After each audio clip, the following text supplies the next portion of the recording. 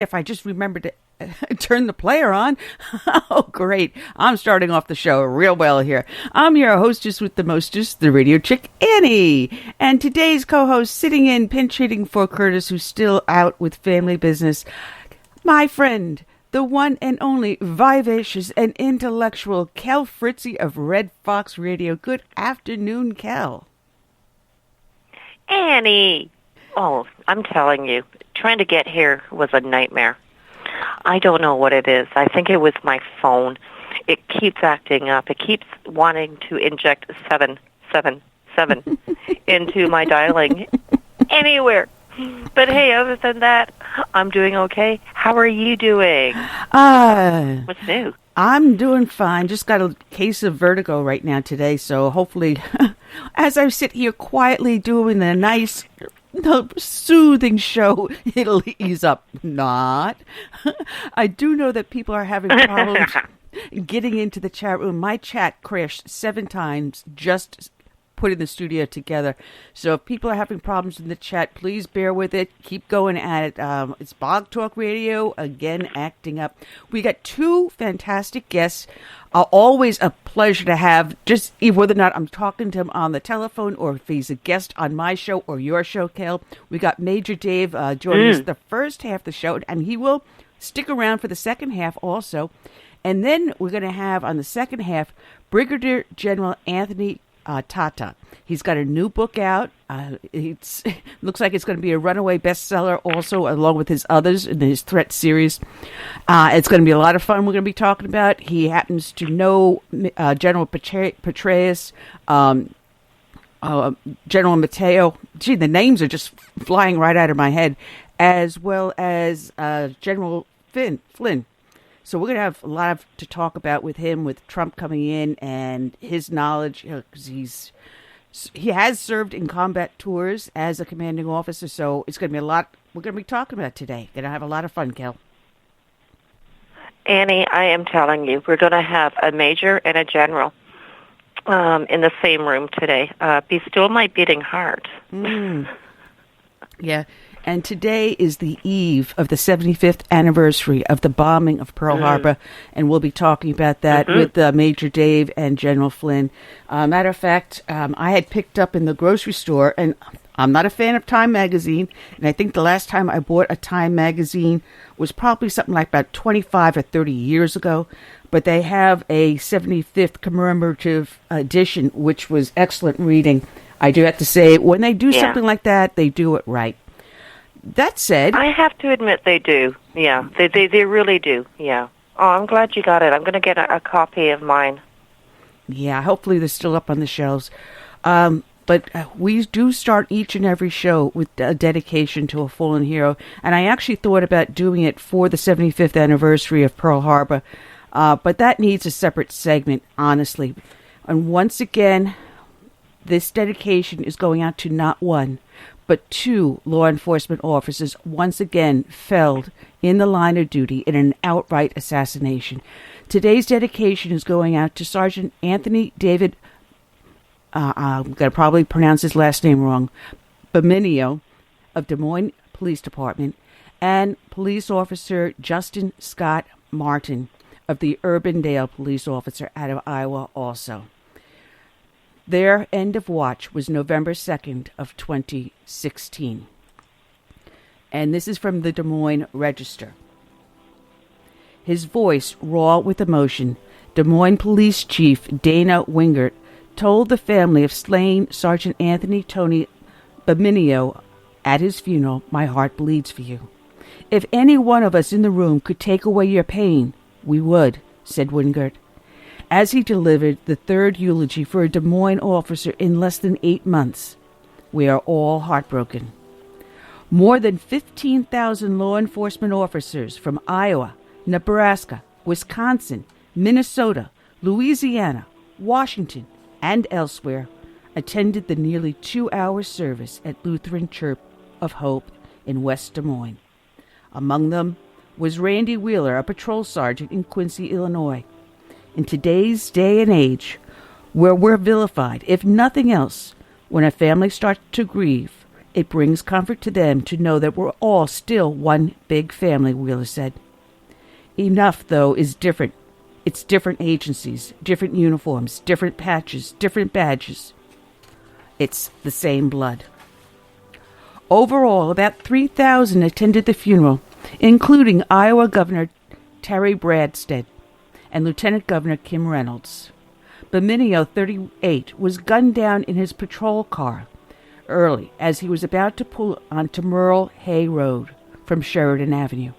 He was on his way to the scene where another officer had been gunned down minutes earlier in Urbandale. Scott Michael Green, 46 of Urbandale, is charged with 2 counts of first-degree murder in the shooting deaths of both officers. Beminio and Urbandale police officer Justin Martin, 24.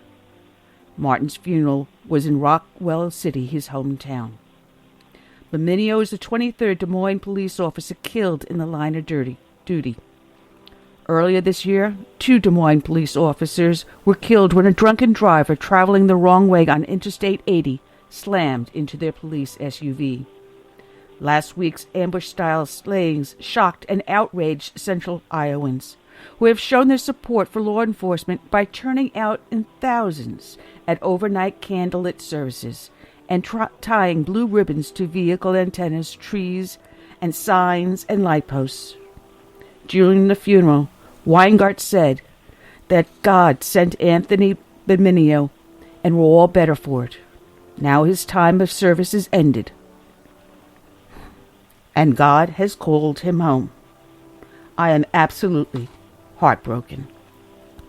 Also from the Des Moines Register, Jane Martin wept quietly as she walked slowly down the aisle toward her son's flag-draped casket. When she reached it, she bent over and laid her head on one end, gently hugging the casket as her husband, Randy, steadied her. On November 2nd, the Martins' oldest son, Urbandale police officer Justin Martin, was killed in an ambush by a lone gunman who police said walked up to the officer's vehicle in the early morning hours and opened fire with a high-powered rifle. A couple hours after the attack, Randy and Jane Martin learned their 24-year-old son was dead. Nearly 900 law enforcement officers from across Iowa and the nation filed past Martin's casket, saluting slowly before taking a seat in the South Central Calhoun Middle School gymnasium. At least 70 of the officers were from Des Moines, including Police Chief Dana Weingart, who eulogized one of his own officers, Des Moines Police Sergeant Anthony Tony Beminio, who was gunned down a few minutes after Martin as he was responding to that ambush. Scott Michael Green of Urbandale has been charged with both officers' deaths. Martin was the first Urbandale police officer killed in the line of duty. He is among 184 Iowa law enforcement officers who have died while in the line of duty. Uniondale police officer Brady Farrington, who grew up in Rockwell City with Martin, spoke at the service. Justin was our hero, he said, who was hired by Urbandale around the same time as Martin. He always left an incident with everyone feeling like they're one. All of us in uniform knew what a truly difficult task that was. Martin answered every call eagerly and without complaint. The officer's friend and co-worker said, "In our eyes, Justin was taken from the earth too soon," Farrington said, sobbing. "In God's eyes, Justin accomplished what he was put on this earth to do." As Farrington described what he imagines Martin's call from heaven was like, many in the gymnasium wiped away tears. Urbandale pin 1140. 1140, go ahead, Lord. "Justin, my son, it's time to come home." Officer Justin Scott Martin, Urbandale 1140, en route. Today's show is dedicated to these 2 brave officers, and we dedicate it with the song by Dave Bray, Last Call. And we also dedicate it to all the brave men and women out there serving as first responders, as well as those in the military, those that have served, are serving, and will serve. God bless them all.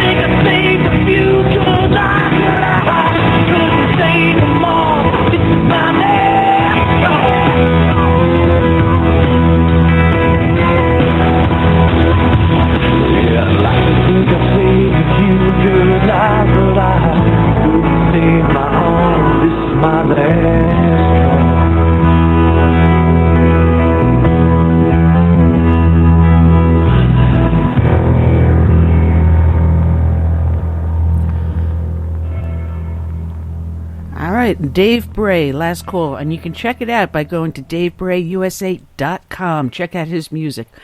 And we're back here, Southern Sense, here on Blog Talk Radio, Kinetic Hi-Fi, the Fix FM out of Charleston, South Carolina, High Plains Media, SHR Media. Oh, the heck with it. Just go to our website. It's the name of the show. Put a dash in the middle, southern-sense.com, and check out the players. You'll see us on Spreaker, Stitcher. Oh, I have no idea. Just go to my website. I'm your hostess with the mostest, the radio chick, Annie. And today's guest co-host returning, 2 shows in a row, and I am so honored. It is Cal Fritzy of Red Fox Radio. Good afternoon, Cal. We ready to rock and roll? Da, da, da, da. We are absolutely ready to get this party going. Annie, I am so excited because right now there is Major Dave on the line, and I am so excited. Hi, Major Dave. Major Dave, Hello. Good afternoon, ladies. How are you? We're doing fine. A little nutso because Blog Talk Radio is messing this up. But we're here. So what else is new? We're here. They actually did a software update in the middle of a show the other night, booted everybody out of the room. Oh. Yeah, that happened at SHR Media. It did, yes. Oh, man. Oh, my goodness. That was a Sackhead Sean show. Yeah. Of course, poor Sean. And I forgot to hit Sean's player when I started the show, so I'm going to have to take the whole audio and upload it to him later. Even though people are listening live on SHR Media, if you missed the first 2 minutes of the show, it's Annie screwed up. I'll be honest. I can't be perfect, but I screwed up. Oh, man. There is so much going on in the news, Dave, and you've been hot in the middle of all this shenanigans going on in North Carolina, and there's questions about whether or not many of the votes are legitimate. And yesterday, Governor McCrory had said, I am conceding the race to my opponent. And there still is a challenge on the votes, though. Well, yes, there are. And he was quite wise to do that, one, because it takes it off of the front page of the newspapers and out of the 24-hour news cycle in the media, and allows these criminal investigations to proceed without the media meddling in the middle of it. There are 2 counties, Durham and Bladen County, both have criminal investigations underway. The Durham County case actually goes back to the spring primary and is still ongoing. So we expect that one to expand and potentially include some of the same people doing the same things that they were being investigated for then. And we have 6 counties in North Carolina that actually have more people registered to vote than they have people 18 years of age and older, according to the 2015 census data. Now, so we know there's something amiss. Yeah, because you have 2 great. I mentioned you've got 2 great YouTube videos that if people go to YouTube and look for you there, they can see what you're talking about. Yes, I just need to plug in Major Dave NC for North Carolina. Major Dave NC is all one word, and my channel should pop up, and it's the top 2 videos, the 2 most recent on there. The first one looked at Durham specifically, which all started basically because a friend just contacted me and said, hey, I'm looking at some numbers from Durham, and they don't seem to make sense. Would you look into it? And it's like so many things in politics, every time you turn over another rock, you find another snake. And so I wound up doing the second video where I looked at the state as a whole and found similar questionable numbers coming from the state data reported by our State Board of Elections. Some of this, though, is really scary, where you're showing like 110% are registered to vote, and you don't have. How do you get 110%? Because people are registering who are not eligible to vote there. Those percentages are actually higher because we know not everybody over 18 is eligible to vote. The census counts prison populations. It counts illegal immigrants. The mentally incompetent, any number of categories of people who by law are not eligible to vote. So the actual percentage of registered voters is even higher than these more than 100%. We've done a poor job of maintaining our voter rolls. And when I analyzed the numbers, I looked at the various counties across the state for different categories. I looked at the university counties where our major universities are located. And it shouldn't come as no surprise, that's where the majority of the high numbers are coming from. We simply don't have a system that connects death records in the vital statistics offices with the voter rolls so that people are automatically removed once they're deceased.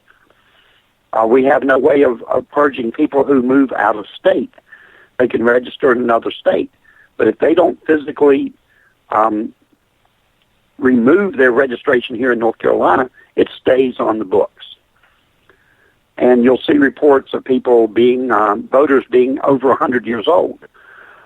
Well, that turned out to be not quite the problem we thought it was, simply because when they converted from paper records over to automated data, there were a number of voters who we had no birthday for, and they gave the default value of 1 January 1900 to have an entry in that field, even though they may well be 70-some years old, depending on how long ago they registered. But it creates statistically the appearance that we have 116-year-old people voting in North Carolina, when in fact we don't. You know, it's strange because I'm the precinct executive committee woman for, my district here. And my girlfriend, she happens to be the president. We were trying to get someone as a write-in candidate to run for school board. So we had to go and get people going door to door to get people to sign the petition. It didn't matter what political party they were, but we were going by the voting rolls. And it was amazing how many we would find that the people had moved away, or I personally knew someone had moved from a specific house and it was now out, but they were still there on the rolls. We were finding, oh, no, that person doesn't live here anymore. Well, it doesn't matter if the person doesn't live here for the purpose of the petition. But we found so many errors. And, that was just for the small little 5-block area that she and I covered. Sure. And how can we know that there is no voter fraud going on for sure?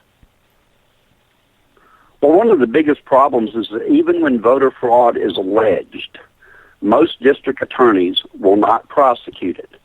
It's considered a Class I felony in North Carolina, which is the lowest possible level of felony, easily pled down to a misdemeanor, and so nothing of consequence ever really happens. And we've had people file protests this time and go before their county board of elections and say, I believe X, Y, and Z is wrong, and they're dismissing the protest because they're saying that the complainant has not proven that it's wrong. I mean, you got to be proven guilty before you can even be investigated. Something's wrong with that. As my friend Mike Cutler says, it's a little bass backwards, isn't it?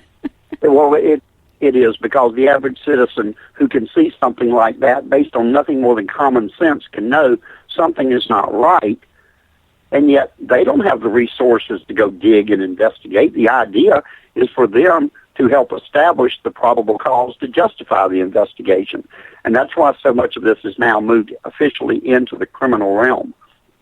In fact, in Bladen County, they had 167 absentee ballots examined by a certified handwriting expert, and he concluded that all 167 were either signed or witnessed by the same 6 individuals. So they had a mill going down there. They sat down and filled out voter applications.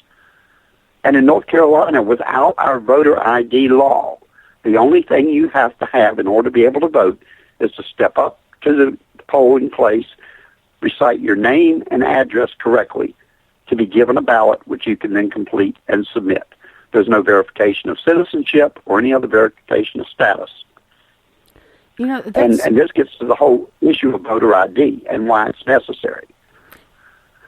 Because here in South Carolina, we do have it does require voter ID, and Governor Haley successfully got that through, even though, the Obama administration keeps on trying to challenge on us.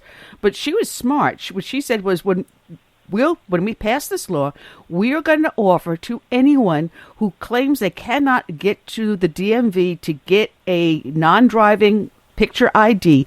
We will come to your home. We will pick you up. We will take you to DMV. Now, supposedly there was something like 500,000 voters that would have been disenfranchised and would not have gone for their voter ID.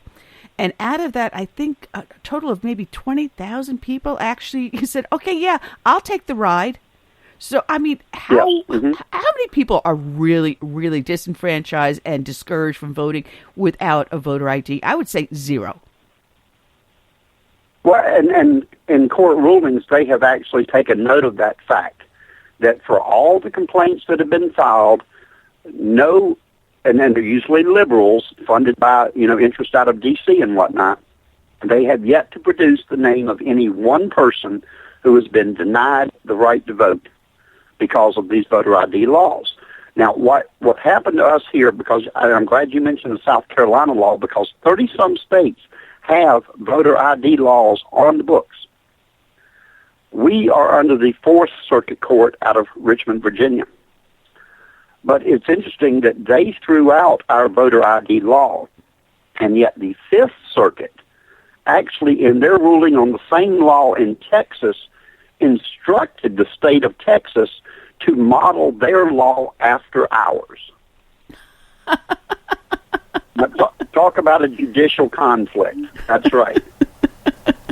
It's good enough for Texas, but it's not good enough for North Carolina. I love that. So what's the difference between a citizen from Texas and the citizen from North Carolina outside of the type of drawl?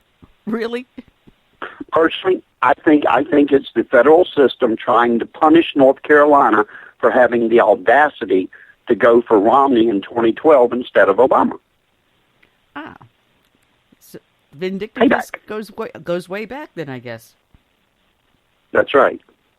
But what we're dealing with on a broader scale here, beyond voter ID, is that same court in Richmond reinstated the mandate that we allow people to use SDR, same-day registration. Just show up at the poll, register to vote, and vote. We had nearly 158,000 people register and vote in this election between the beginning of early voting at the one-stop sites, between then and the actual election day. These are new people on the books. Now, what that ruling did was actually create a separate class of citizen, because those voter registrations have not been subjected to the same verification and validation as all other registrations are. When a county board of elections receives a voter's application to vote, they will send a mail out to that name and address. And if it comes back, if it's returned in the mail as not known at this address or not deliverable at this address, they will send out a second mailing. And if that second mailing also comes back, then that voter registration is removed from the rolls. Obviously, there is not time between the 20th of October and the 8th of November when we voted on Election Day to subject those registrations to that same level of verification. So we have a whole class of a pool of voters who are being allowed to vote by an entirely different criteria than everyone else. And the courts are claiming, well, you can't risk disenfranchising one of these voters. And our argument has to be, so the answer to possibly disenfranchising a few is to disenfranchise everyone else to the degree that their vote is diluted by an improperly cast ballot. Wow. That is so twisted, so very twisted. Because I know here we have a deadline. There is a deadline we have here in South Carolina, and it's adhered to. So, we're only separated by a thin border, but yet we have two completely different standards between our two states. And right. But then again, we went for Newt Gingrich here in South Carolina. So maybe they've forgiven us. Well, the 15th of October was the last report by the State Board of Elections prior to the beginning of early voting on October 20th, 5 days prior. And between that date and the end of early voting on the 5th of November, we added 30,098 Democrats 28,997 Republicans, and 40,105 unaffiliated. Now, I will give Donald Trump credit for reaching out and engaging a lot of people who typically don't vote and who haven't been engaged in politics. But even he isn't deserving of all this credit. And we think what happened was that many of these who were recruited by the Democrats to go register and vote were told, register unaffiliated, but vote Democrat. That way you don't show that massive surge. That would have made a 70,000 vote jump in Democrats. That would have set off alarm bells everywhere. But this way, because they're so more evenly balanced, the numbers on their face don't create the sense of alarm that they otherwise would. Now, is there any legal recourse to stop this stop voting? Well, there's several. In the first place, when the state steps up to challenge these federal court rulings, the first thing they have to do is stop taking on the ruling itself. Because I believe that the issue is not whether the ruling is proper, but whether the court even had jurisdiction to hear that case. And here's why I say that. If you look at Article 3, Section 2 of the United States Constitution, it says that the U.S. Supreme Court is the court of, quote, original jurisdiction in all cases in which the state is a party. That means they are the trial court. They are the trier of fact and the trier of the law. In the appellate procedure, all they look at is the law. They don't retry the case and the facts over again at the appellate level. These inferior federal courts have no authority to hear any case in which the state or state law is at issue. Well, Major David doesn't say state law. I know, but state law is the body politic. It comes from the legislature. It's the body politic of the state. What they've done is they filed suits against our governor by name and tried to get around that constitutional prescription. But if the decision of the court is binding on the defendants by name, then they're the only ones obligated to respond. You can't sue the governor, and by suing the governor, force the legislature to do something. The court hasn't ruled against the legislature. They haven't ruled against the body politic. They ruled against a named individual. Now, with McCrory conceding, and at this point, the state looks like it's going to side with the court because now you got a Democratic governor in there who benefited from these voting shenanigans. So at this point, you're going to have to wait until you get another Republican governor in there to challenge it, correct? No. And here's why. There's been a lawsuit filed by a nonprofit called Civitas seeking to block counting all of the same-day registrations. That 158,000 plus or minus votes. Because, as I explained before, it created a separate class of voter. Okay. If that lawsuit succeeds, then all of these vote totals change. Which means then none of those same-day registration ballots would be counted. Which gives then McCrory a chance to reclaim the governorship then.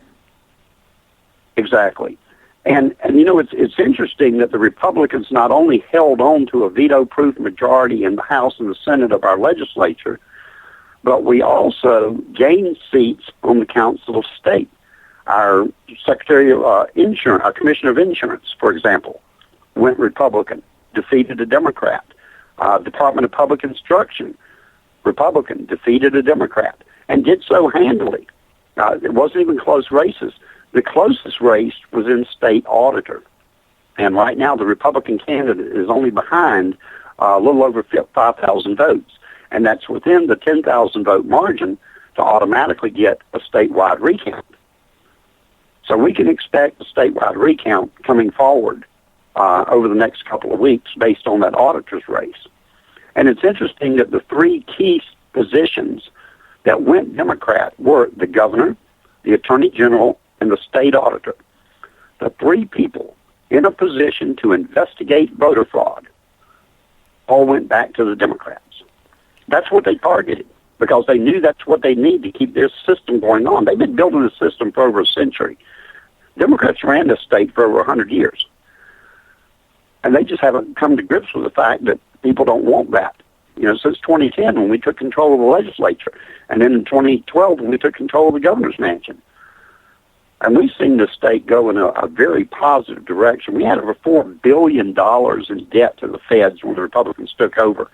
Not only have we paid it off, but now we've got a state surplus fund in excess of $1 billion, which the governor-elect thinks is a waste of money. Even though the recent wildfires in the mountains have proved we need a rainy day fund to take on these kind of things. We've added 300,000 jobs. We've got companies coming in, bringing new business into North Carolina. They're not, the few that have left because of the House Bill 2, and that's a whole other topic, though. Media would have you believe that that's killed the economy in North Carolina. We are the second largest growing economy in the whole Southeast. We're rated number 2 by Forbes as the best place in the Southeast to do business.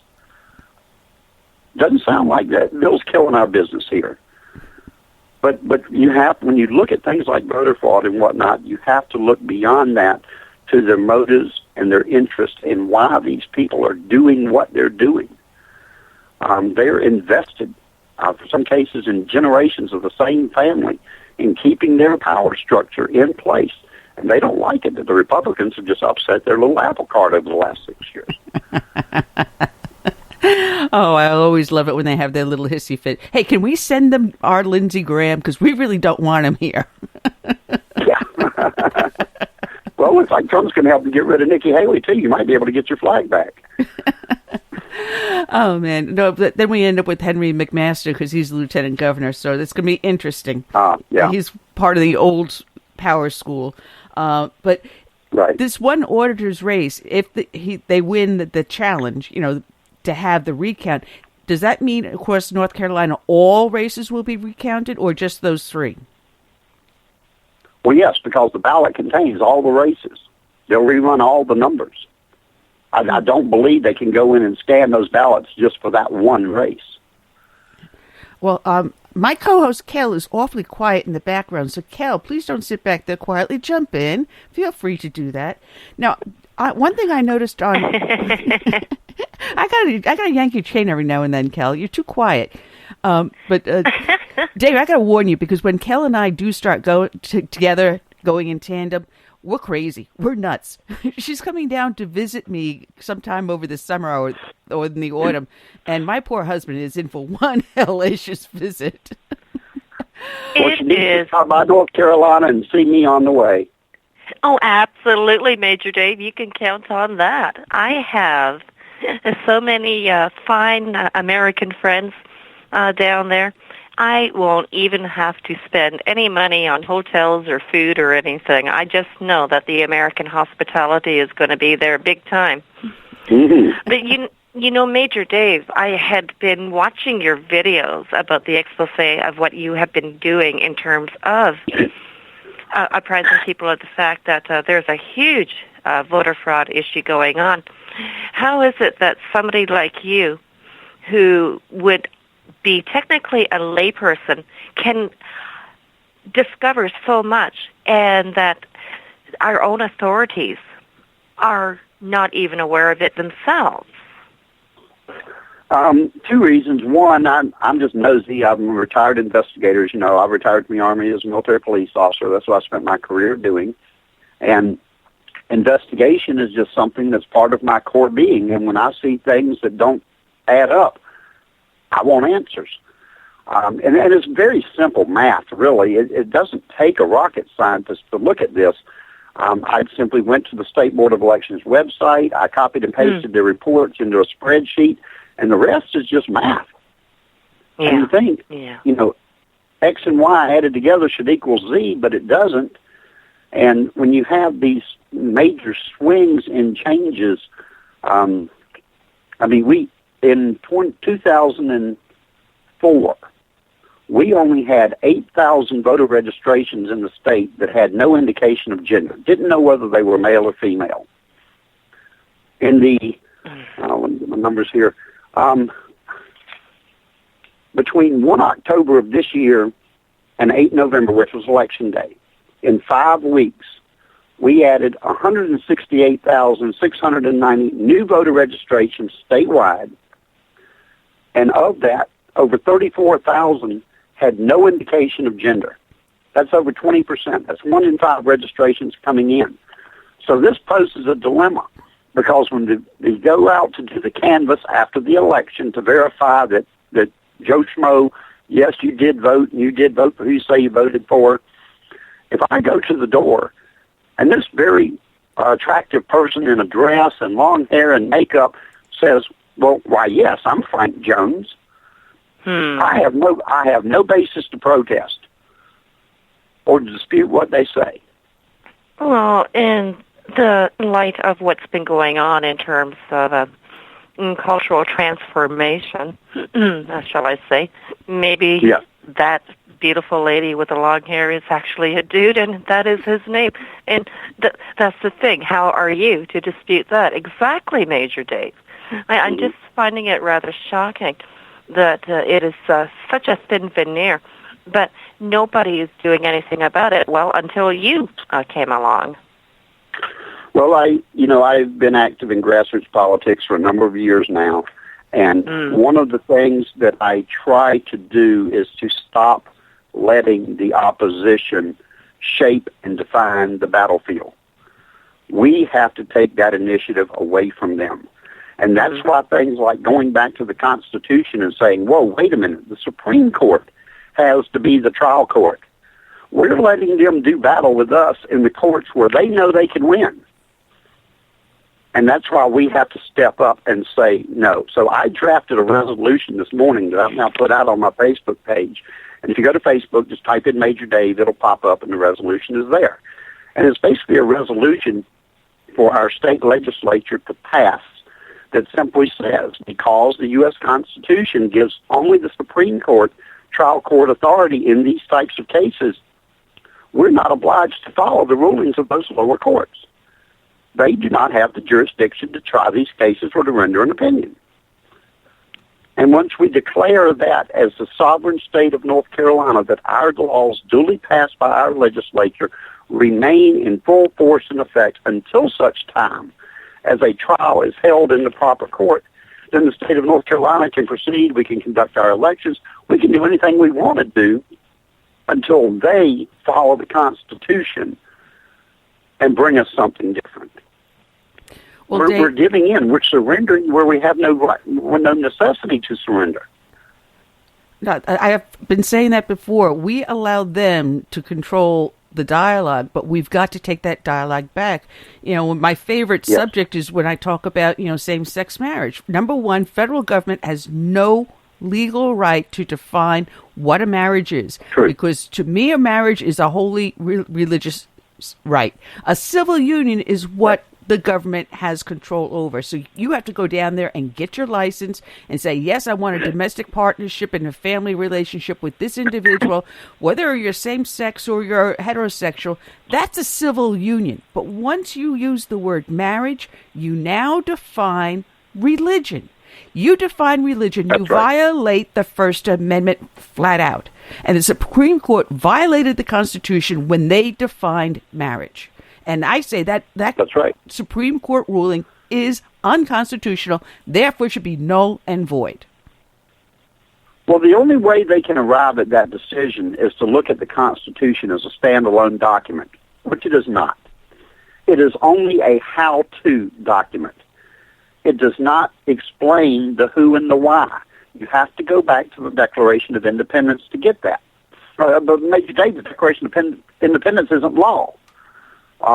Sorry, but yes, it is. You will find it right there in Volume 1 of the United States Code under the category of organic law, just like the common law that is throughout our statutes in every state in the Union.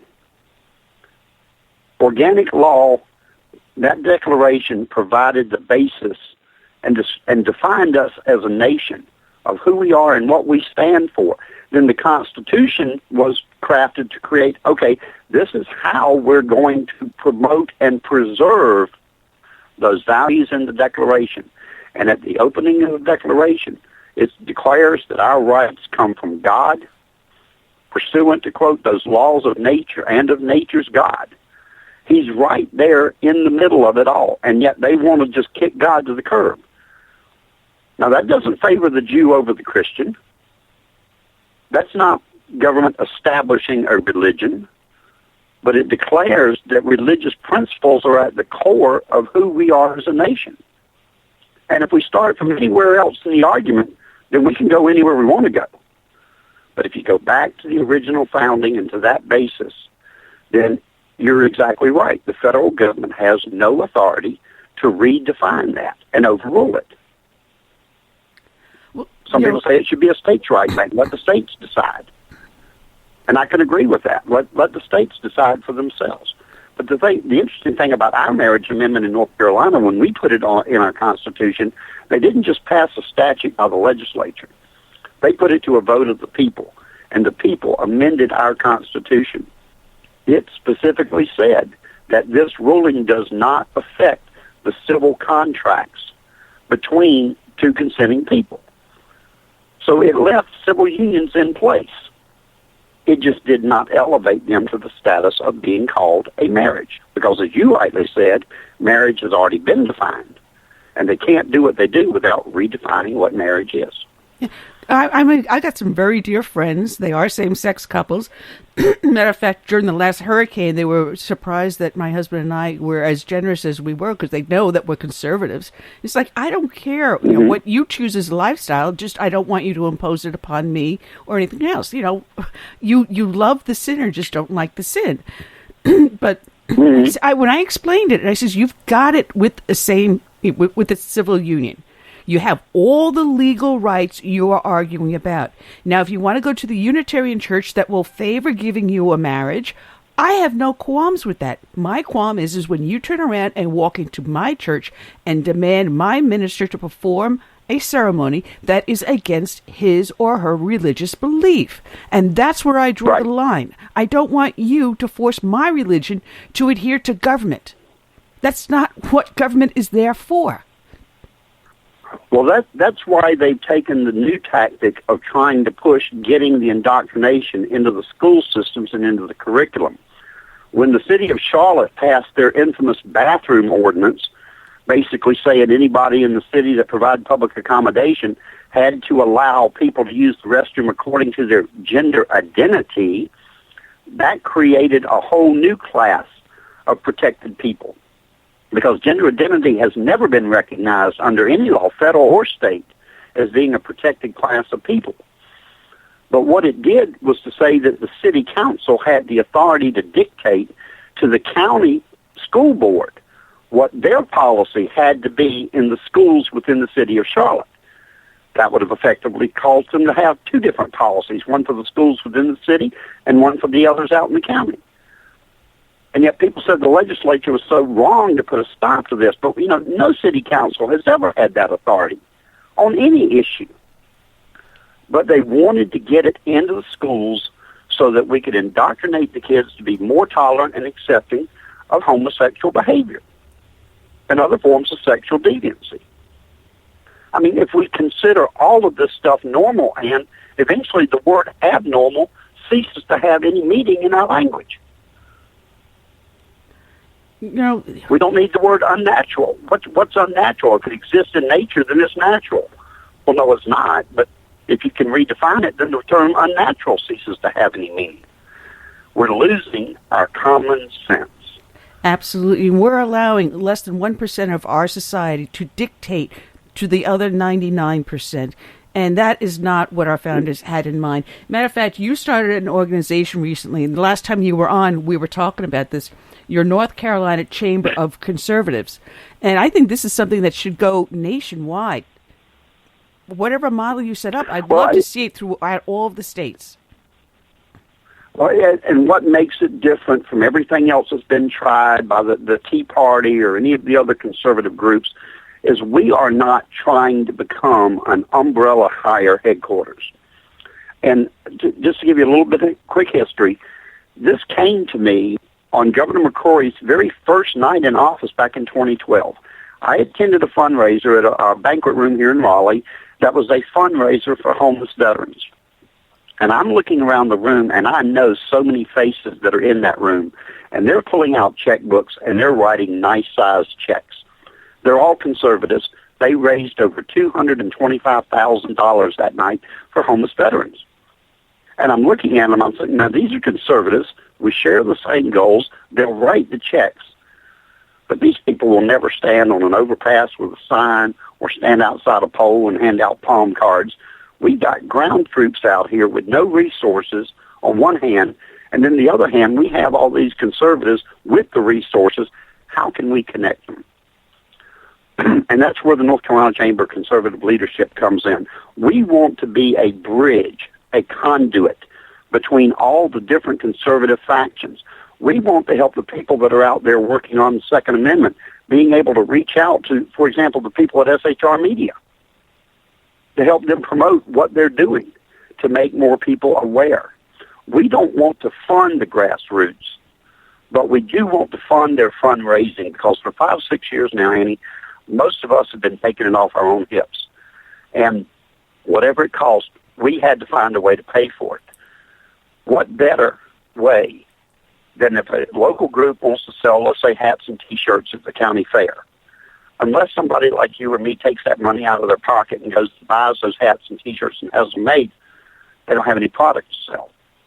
We don't want to write them a $3,000 check, because if we do that, they'll just get lazy spending our money. But if we can write them a $300 check for them to go buy the hats and T-shirts, send us a plan, tell us how you're going to do it, and use this money to raise more money, then fine. Then that's what we should be funding. And it takes the burden off of the grassroots leadership that's been funding it out of their own pockets. It connects those people with the resources to the ground troops, and it's a win-win for everybody. And if your particular passion is right to life, we want you to have a source where you can go and connect with people who share that passion all over the state. And I think it's a model that will eventually spread nationwide. And it's based on that quote from Ronald Reagan: "It's amazing what you can accomplish when you don't care who gets the credit." I'm a business development consultant. My entire business is making other people successful in what they do. I don't have to go in and take over their organization to do that. I just have to coach them and lead them in the right direction and help them where they need a little help. And that's what we want to do to the grassroots. It's kind of like the Revolutionary Army. They went into a local area to a battle. They had to depend on the farmers in that area to give up some of their livestock and some of their food stores to feed those troops.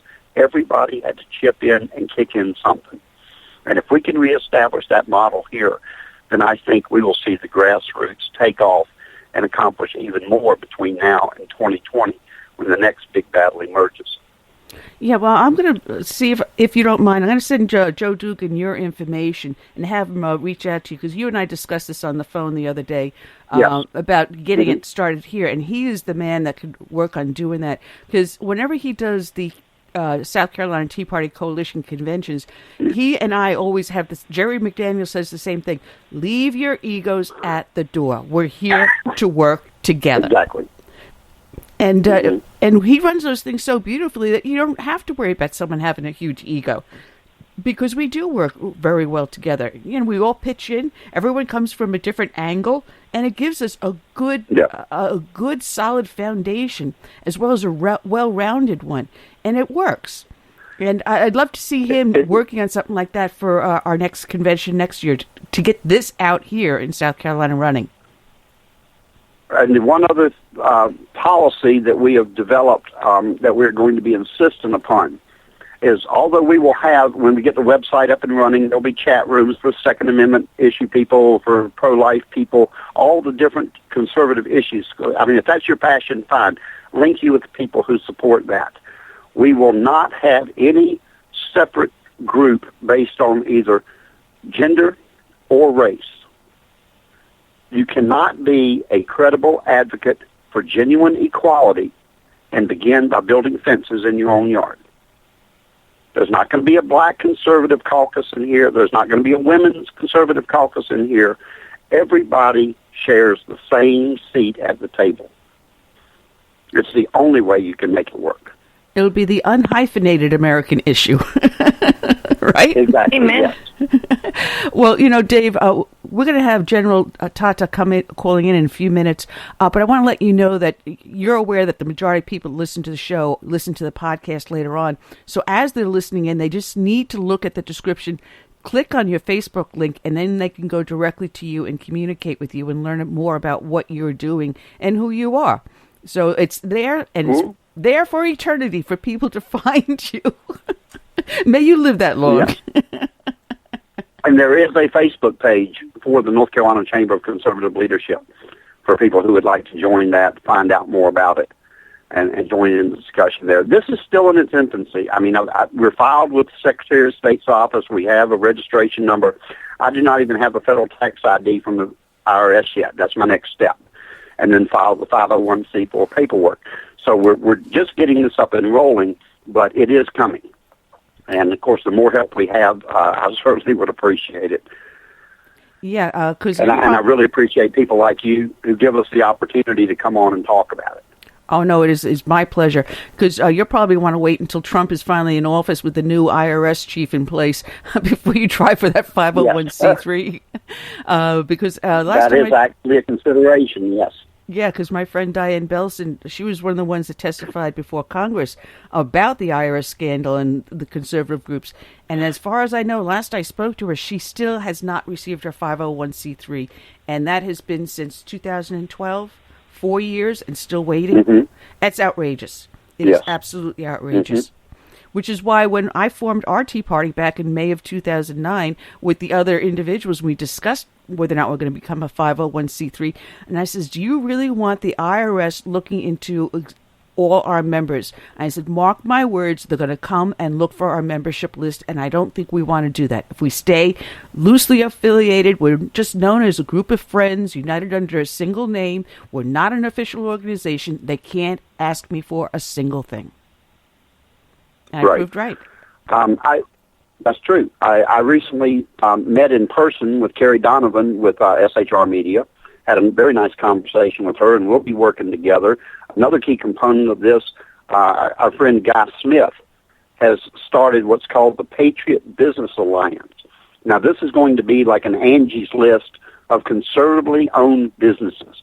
We can make a great impact if we start spending our money where we know the profits are going to be going back into conservative causes and not wind up being as donations to liberal candidates. And their website is 4PBA.com. And it's the Patriot Business Alliance. If you Google it, it'll come up. And this has just started off too, but he's already growing the membership, and he hopes to take that nationwide as well.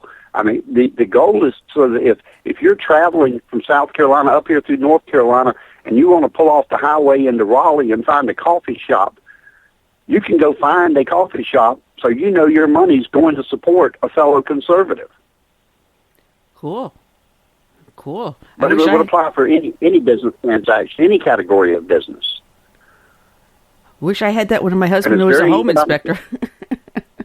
Yes. Mm-hmm. So there's a lot that's going to be happening over the next couple of years. We're just trying to lay the solid groundwork at this point to do it in a smart way so that people will give us the credibility we deserve going forward. I mean, we know the media will poo-poo it, and that's fine. We just won't waste time trying to rebut them. We're going to spend our time doing what it takes to advance and grow our cause and our ability to be effective. Every election we have is the most important election in our lifetime because it defines our future for the next foreseeable period. And we have to keep taking every election in that same vein as if it was, in fact, the most important election of our lifetime. Now, I'll be honest with you, I'm not that concerned about having Governor Cooper, Roy Cooper as governor, simply because we have a veto-proof majority in both houses of the legislature. So there's not going to be a lot that he can ram through. We have a majority of seats on the Council of States, and he has no veto there. So, if anything, it might be a blessing because when they get into the battles between the executive and the legislative branches, at least we in the grassroots won't be having to apologize for why a Republican governor might be taking a more moderate stance on something rather than the conservative position we would like to see them take. This way we say, well, hey, it's a Democrat, what do you expect? I wanted to mention, because you said every election is an important election. I have friends of mine. He's a veteran. He and his wife are in their 70s, and known him for 15 going on 16 years. And every year I said, "Have you registered to vote yet?" Neither one had ever voted in a single election. They're conservative and they're vocal about what's going on. I says, but here you're complaining, but you're not doing anything about it. And the very first thing you can do about what is wrong is getting out there and making your vote known. Let the elected official know how you feel by simply voting. It's a very simple thing. You get in your car, you go down to your polling place, you stand in line, you make a vote, and you leave. No one has to know how you voted. You don't have to broadcast it, but just vote. And this year is the first year, because my husband and I ran across them during cocktail hour, of course. And I first word out of my mouth, besides saying hi, I said, "Did you vote?" And the two of them had the biggest smiles on their face. He said, "Yes, we finally voted for the first time." And I said, "Congratulations, you finally listened to me." And he said, "Yes, we did." And I think that is what happened across America. People all were finally listening to people like you and I. Make your voice heard. The easiest way, best way, is the voting booth. And it's not just a right, and it's a duty. Now, I know many people don't see it as such, but our founding fathers certainly embraced it as a civic duty to show up and vote. That's the only way that you can keep government of the people, by the people, and for the people. It's for the people to stand up. And there were some who objected on religious grounds. They, believe that participating in secular government is contrary to their religious beliefs. But also on my YouTube channel, you will find a video, about 4 or 5 videos down below the ones on Durham, by the Reverend Mark Creech. And I went and filmed him doing an appeal to the evangelicals, primarily the entire community of faith, on why it was not a breach of biblical principles to participate in the vote. And I think that helped sway a lot of people. You had Reverend Franklin Graham going through all 50 states explaining the same message. And I do give that credit for having turned out a lot more people this time to vote that typically do not.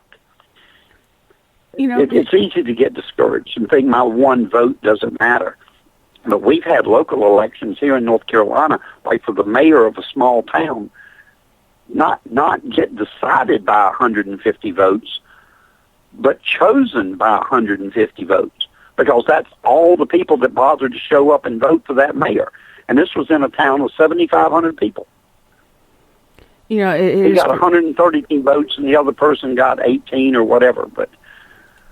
And people wonder why their local governments go crazy. Well, that's because only a handful of people bothered to even have a say in who was going to lead the town. Well, the worst part is that people will look at only the very top of the ballot, and they don't go all the way down, further down the ballot, to see what the down ballot candidates are or what the issues are. That's right. I mean, we successfully defeated 3 referendums that the county and the school district thought they had passed, because we educated everyone out there to scroll all the way down, get to the very bottom, and vote no on these 3 referendums. We got it out, and we solidly defeated all 3. Dave, I want you to hold on, because I believe this is our next guest calling in. It's a gentleman that you happen to be familiar with, I do believe, and you know who I'm talking about, and you asked if you could introduce him, and I'm going to allow you to do that. Well, good afternoon, General Tata. Hey, how you doing? This is Tony Tata here. Good afternoon, sir. You may remember me as Major Dave. I met at your book signing over at Blue Ridge Road there. Yes, sir.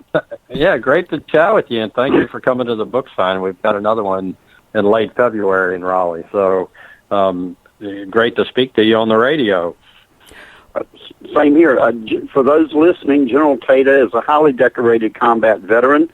When he left military service, he was the chief operating officer of the Washington, D.C. school system, came here to North Carolina to take over the Wake County school system, and people keep seeing talent and trying to steal him away, and he wound up being our Secretary of Transportation here in North Carolina for a good period of time, and now seems to devote most of his time to writing books from all of his experiences and his insight.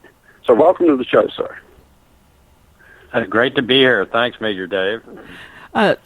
Brigadier General, this is your host, Ann Ubelis, known as the Radio Chick, along with my co-host, Kel Fritzy of Red Fox Radio.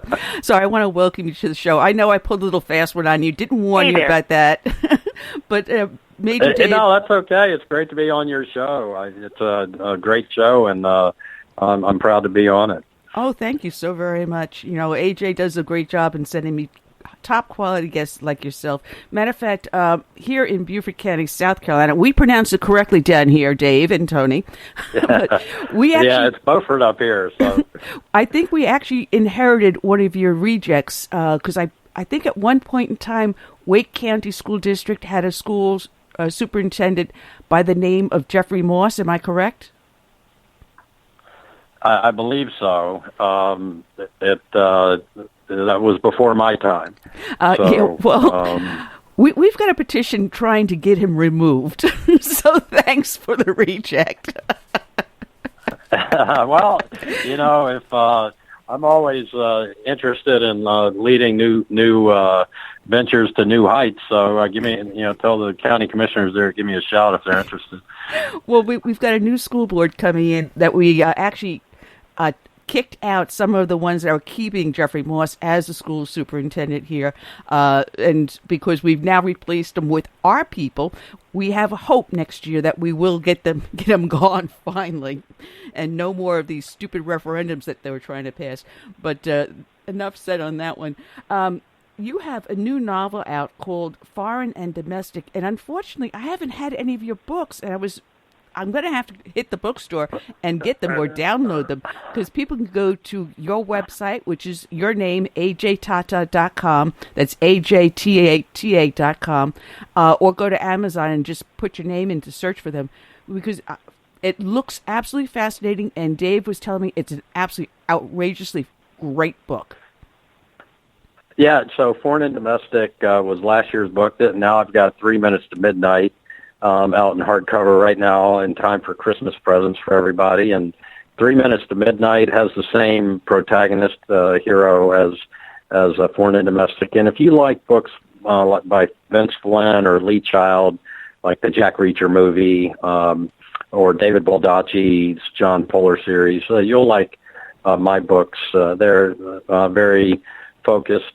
Jake Mahegan is the Native American former Delta Force protagonist that's 29, 30 years old, and he's roaming around North Carolina looking for his mother's murderer, and gets a call from his special ops boss from Afghanistan saying that he needs to find a kidnapped Army captain who has some fracking state secrets from some experimental fracking she was doing in Afghanistan. And those two missions intersect in the Piedmont of North Carolina. And Publishers Weekly gave 3 Minutes to Midnight a starred review, which is very rare. And Foreign and Domestic was nominated last year for the Best Thriller Novel of the Year, the Barry Award.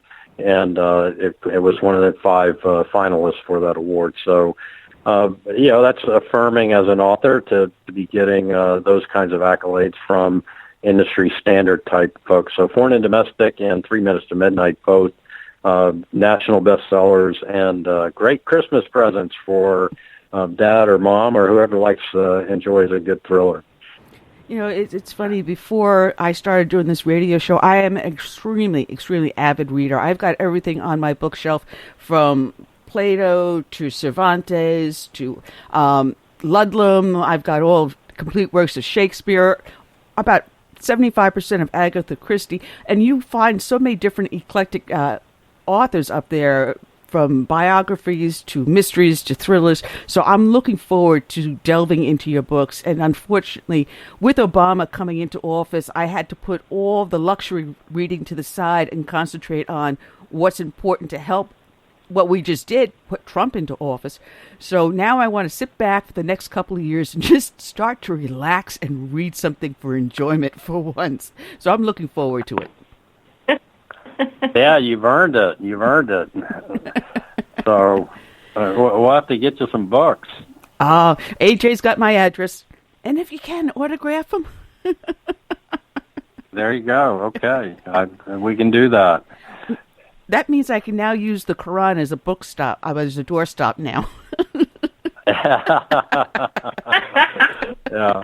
It makes for good. I'll refrain from getting too bombastic here, but I'll tell you, it is a good day. We've got Donald Trump coming down to Fayetteville, North Carolina, this evening, and it looks like it's going to be a big turnout in North Carolina. Carried Trump and our U.S. Senator. Unfortunately, our governor lost by a razor-thin margin, and there was some politics involved there. But this North Carolina, did a great job in upholding conservative values all across the state and in most aspects, and we're proud of being able to carry the president-elect and deliver the electoral votes to him. And I think his cabinet selection process so far has been brilliant, and I really applaud him for the very methodical way in which he's doing this, and he's picking some top-tier talent that will have his vision and be able to move forward, move the change down the field, so to speak. And Obama's foreign policy was born of the Jeremiah Wright School of Hate America, and a weaker America makes for a better world. Was Obama's mantra, and he said it in many different ways, beginning with his apology tour. And now we're going to see we've got a team in place that believes American strength is a good thing, and that American strength is something that will help shape the world for a better future, as opposed to Obama's lead from behind and let the world dissolve into the chaos that it has dissolved into. And Trump and others recognize that American hegemony is a good thing, that our power and our capitalistic drive and our drive to embrace freedom around the world is a good thing for the world and for people. And we are the land of opportunity. We're Reagan's, the shining city on a hill, and that everybody wants to come to. And we're going to make it legal. We're going to reinforce the legal ways to do that, and stop the illegal ways of coming here. And I think the president-elect is off to a good start with guys like James Mattis, who is the most well-read general probably out there, and he understands the need for civilian control of the military, so he'll lock up his 4 stars and put on a suit and tie and be that civilian, and he understands the Constitution and why the framers did that, because there were land wars raging all across Europe and back in the 18th century when the Constitution was framed, and our forefathers did not want a military that could turn its guns on its own government, and so that's Mattis gets that, and he's got the experience and the wherewithal to be the secretary. He's very Marshall-esque. He's going to need an exception, and so Marshall got an exception to be Secretary of State, and I'm sure that we'll get an exception for Mattis to be the Secretary of Defense. Now, how much leeway do you think he's going to have to undo all the social engineering that Obama has done? And I even have to blame the Bushes on doing a lot of the social engineering in our military. And unfortunately, my godson, just before Obama was elected, was all set to go into the Marine Corps. But once he was elected, he said, nope, he backed out. My step-grandson is in the military, in the Marine Corps. I live in the heart of the Tri-Command here down in Beaufort. And what I saw while he was in office, the low morale the disappointment and what was going on was palatable. And now that with Trump in there and now Mateus being appointed, there's a lot of hope and there's a lot of optimism. Do you think we can undo all the social engineering? Yeah, I think some of those ships have sailed. I think what you're going to see Trump and President-elect Trump and General Mattis focus on with General Mike Flynn, a good friend of mine, focus on is the planning process that Obama has abandoned, and he abandoned it for a very specific reason, and that is because he would have to identify Islamic extremism as an enemy of the nation. And so what Mattis and Trump will focus on, and this is true of any Republican, whether you're a governor, you're a legislator, you're a president. Social issues tend not to work in your favor. The things that conservatives in general mostly need to embrace, from my perspective, is security of our nation and work backward from there, because right now we are very unsecure. That the title of the book, 3 Minutes to Midnight, references the doomsday clock, and there's every year the nuclear scientists get together at the University of Chicago and move the second hand on the doomsday clock, and they move it closer or further away from midnight, depending upon their opinion, informed opinion on how close we are to nuclear Armageddon. And 3 minutes is as close as it's ever been in the world on Obama's watch. And so that's why I thought it would be a good title for a book, 3 Minutes to Midnight. And that's what Obama has created, is this chaos. And so job one really is identifying vital interests of the United States, those things that American people, American property abroad, the capitalist markets, reinforcing those. What do we need? What sea lanes do we need, et cetera, to keep that going? What energy resources do we need? And then identifying threats to those vital interests, and then identifying a force that can address the threats to those vital interests. That's what Obama has abandoned. And he abandoned it because the primary threat right now is Islamic extremism, and he just simply did not want to have that out there. He didn't want to call the Islamic extremism what it is, and that has very real tangible impacts down throughout agencies.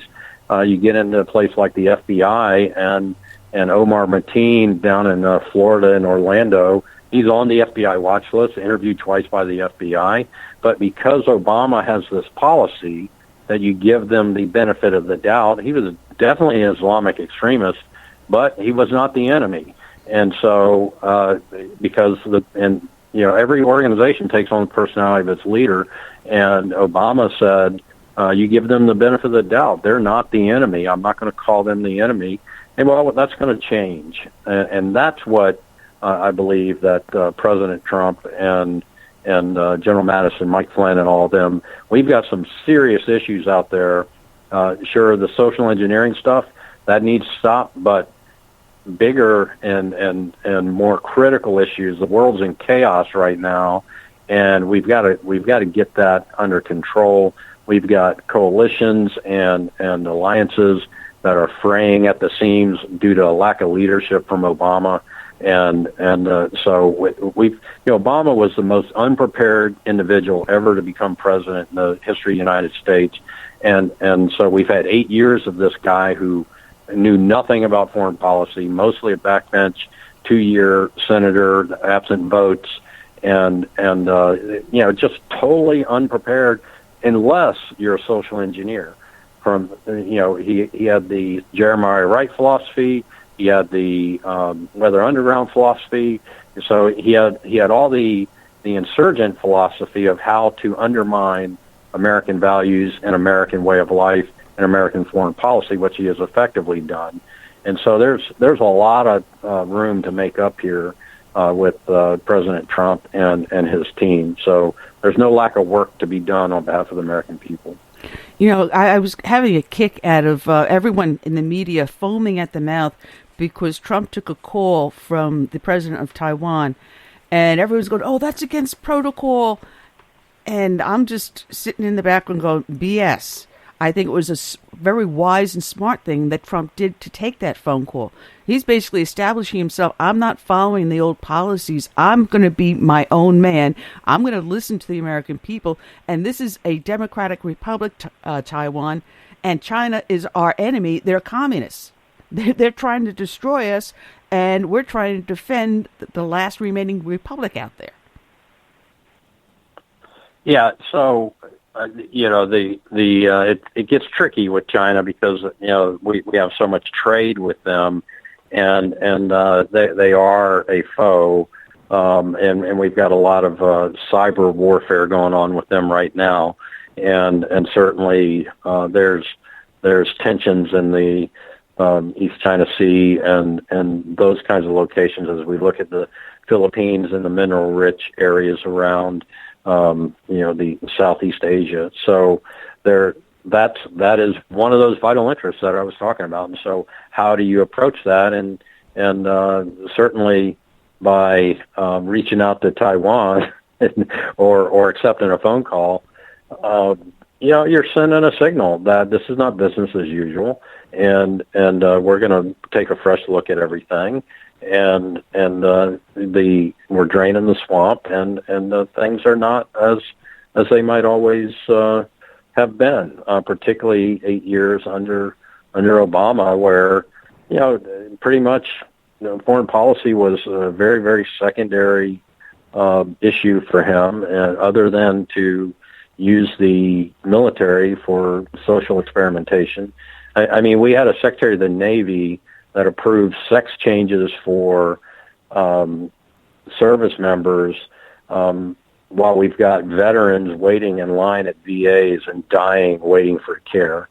And that's the biggest scandal on Obama's watch. That's what he'll be remembered for, I think, is bringing home all these troops from war and then not taking care of them. And there's no greater sin as a leader than to not take care of your troops. And whether he likes it or not, and I don't think he particularly likes it, he is the commander-in-chief.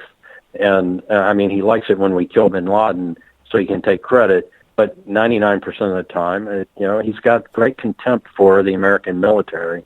And he's and it's manifested itself in the VA scandal. If he cared, he would have, from very Jump Street, when he knew he was going to bring tens of thousands of soldiers, hundreds of thousands of soldiers, sailors, airmen, and Marines home from war, he would have, at the very least, given a little nod to the Veterans Administration and said, hey, are you ready?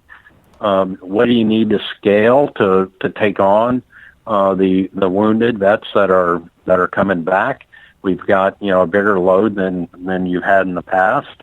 What is the plan? But none of that, no proactive planning happened. And so, this is an area that I think President-elect Trump is going to be very judicious about and very cautious.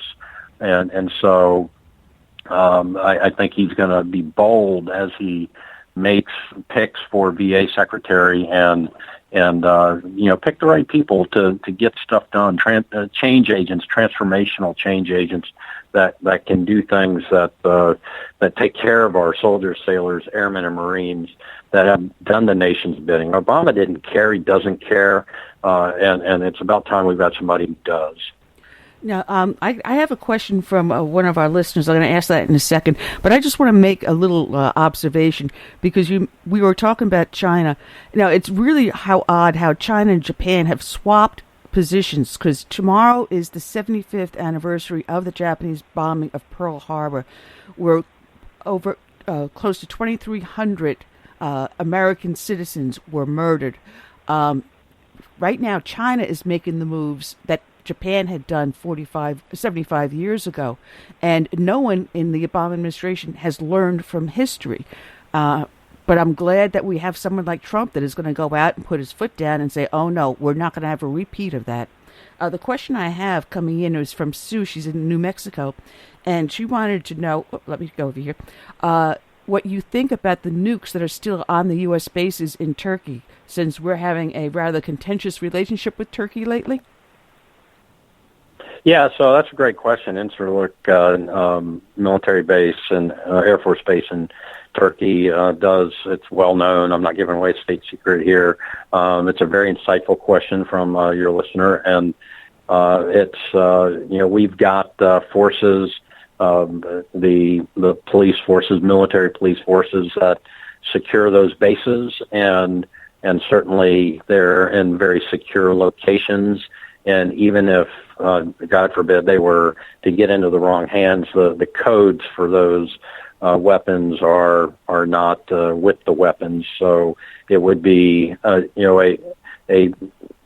it would be a very difficult thing to do to get the weapons, and we have different types of forces there that protect that base, and in particular protect the area where those weapons are, and we have airplanes there. We have the capability to protect what we need to protect there. But the bigger issue your listener raises is our relationship with Turkey and Erdogan and the president there.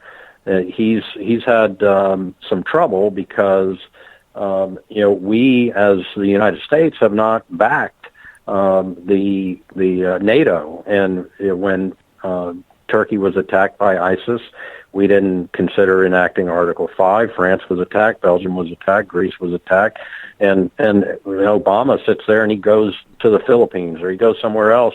He travels, he plays golf, he does all this stuff, and doesn't, France is attacked and he's on the other side of the world. He doesn't go walk the streets with President Hollande. And so Turkey, he has ignored Turkey. And so Turkey is this pivot point between the Middle East and Europe.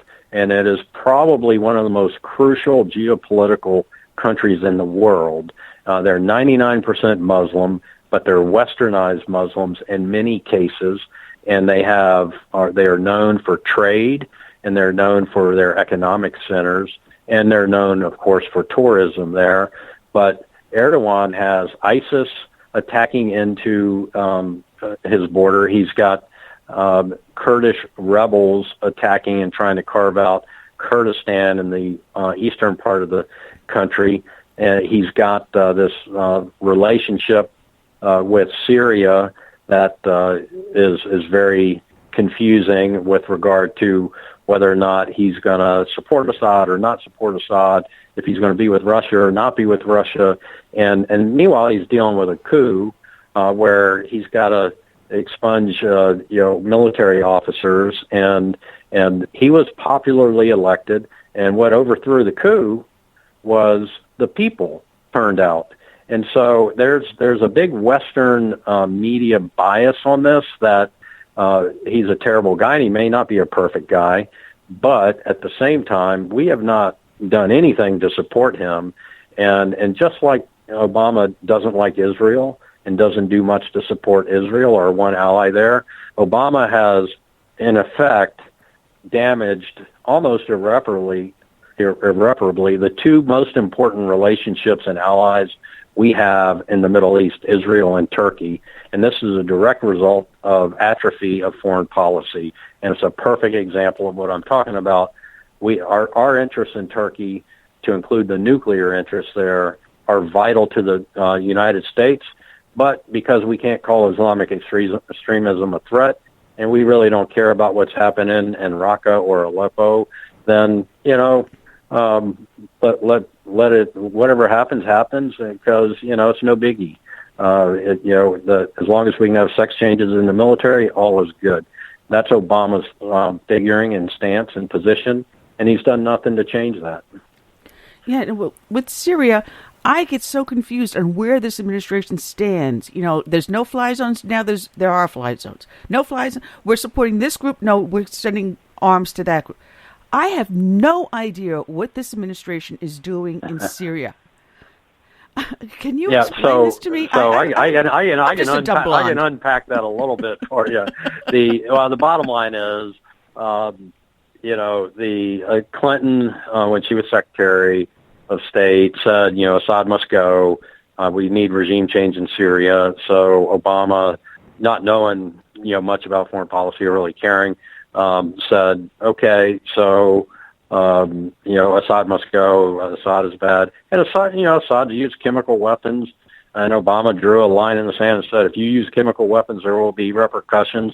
Assad uses chemical weapons, and there's no repercussions. And so Obama's word means nothing in the Middle East. And if you've never been in that part of the world, your word and your strength mean everything, because that's, leaders there are very visible. They lead from the front.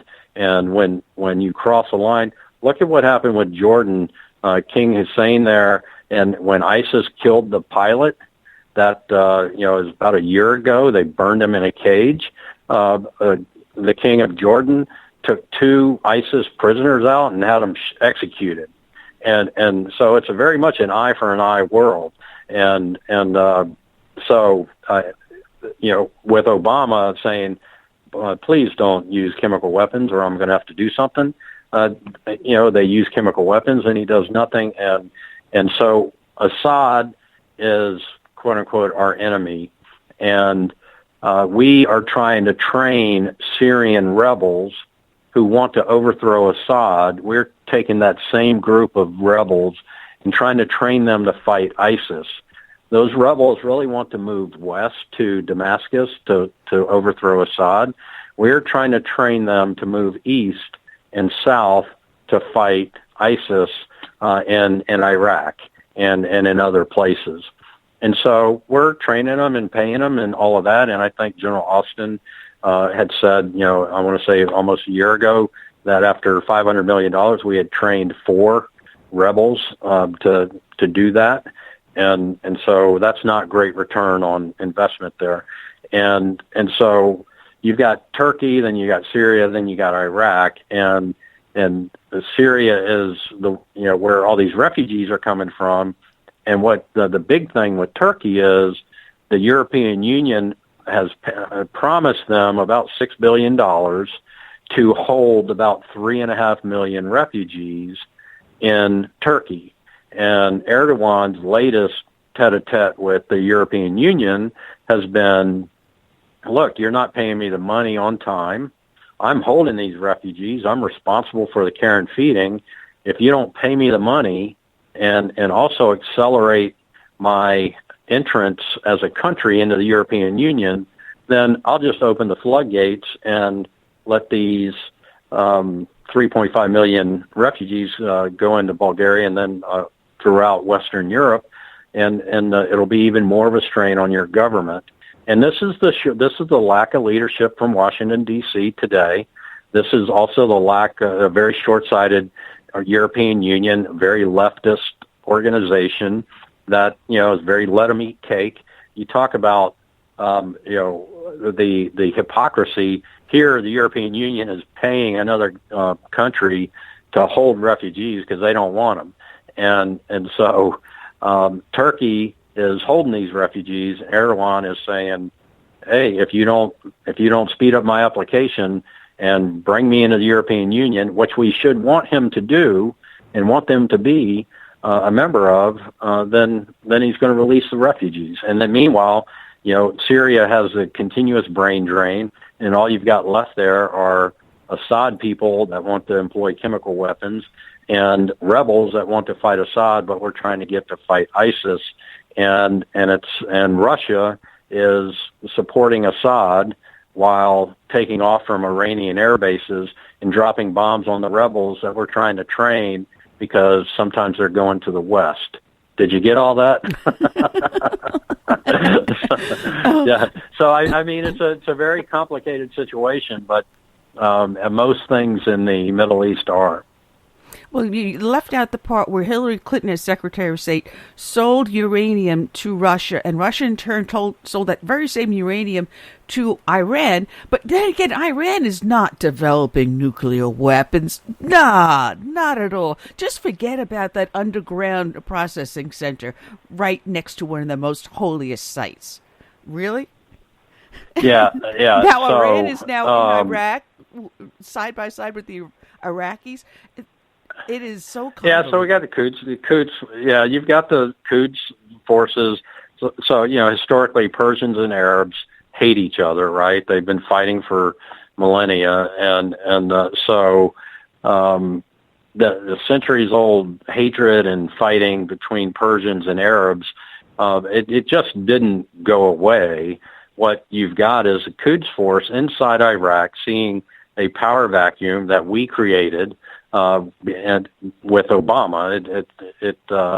This was not ISIS is not a natural extension of the Iraq War. ISIS was created after we had secured Iraq, built capacity in the government, built capacity in the police force and capacity in the military, and we had Mosul, we had Fallujah, we had Ramadi, and in the face of every event happening that says do not pull out yet, Arab Spring, chaos all over the Middle East, you had the Syrian Civil War, chaos happening just north of Iraq. Obama pulls 100,000 troops out of Iraq, and importantly, all of our intelligence and communications capability. And so we're blind to what's going on there, sort of. And then for 2 years, he manipulates. Obama has the intelligence downgraded to say that ISIS is not the threat that it was. I mean, that's almost treasonous if you think about it, that his briefer tells the Central Command briefer to not produce products of record that show ISIS is stronger than the president's narrative. And so somebody ought to be locked up over that, because that allowed ISIS for 2 years to dig in, to bloom and be created in its own image. And now they're a global threat to freedom and democracy and capitalism. And this is on Obama's watch. You got 3 minutes to midnight. The nuclear scientists agree the world is as unsafe as it's ever been, and it's pretty clear that it is. And I think that's why Trump won. The American people want something done about the security of the world, and in particular of the country.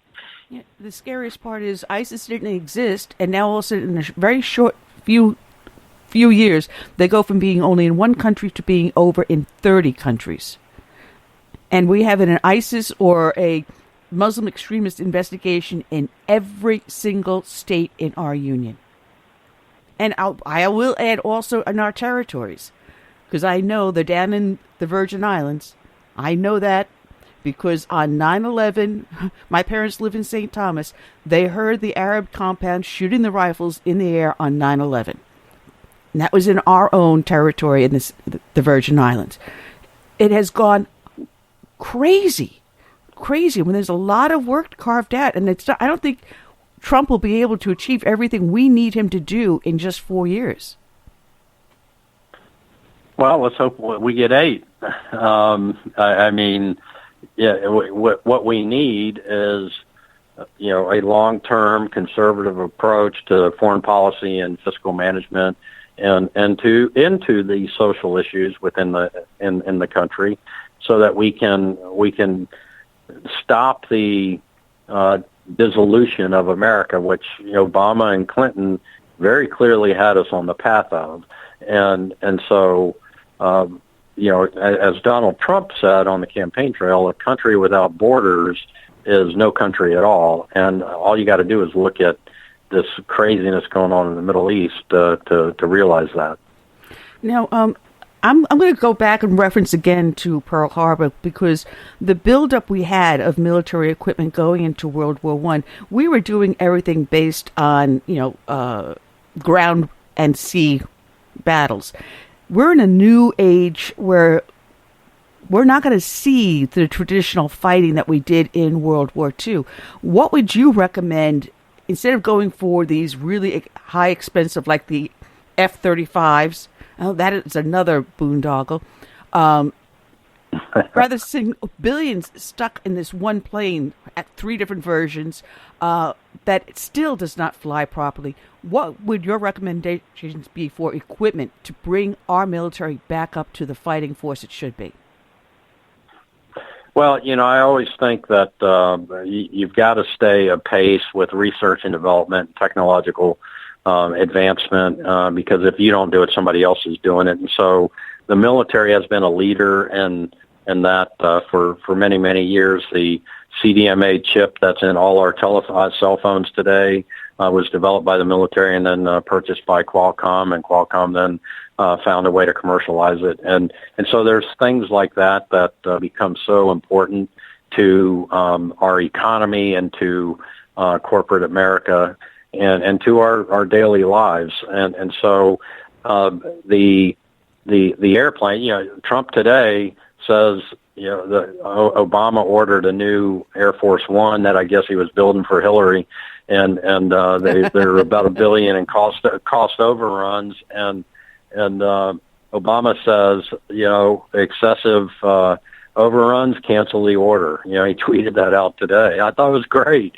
It's a new day. It's like, don't give me the $1,000 hammer. Don't give me the $2 billion airplane. So we'll see what happens with that. But I think there will be a level of scrutiny on some of the programs that are out there. Some, because Obama didn't really care about the military, he's more interested in the social aspect. I think some of these weapons programs have run amok, and they've been lacking guidance because we don't have any real clear policy. And again, I get back to what are our vital interests? What are the threats to those vital interests? And then what is the best force to address those threats? And I think then you develop your programs, you develop your capabilities to address those threats. And whether that's the F-35 or whatever, you need to be able to defeat the enemy that threatens your vital interests. And certainly, China's got a big military and they're very advanced, and so we've got to keep a pace with that. At the same time, it's called asymmetric warfare. The militaries in the Middle East and Africa, where most of the wars are very low tech, but they have great capacity to do things like roadside bombs that can really maim and kill and severely injure our soldiers, sailors, airmen, and Marines, and DoD civilians. And so we've got to be able to fight in an asymmetric way, and we've got to be able to fight in a very conventional way. And I think that's one of the things that we're going to be getting back after.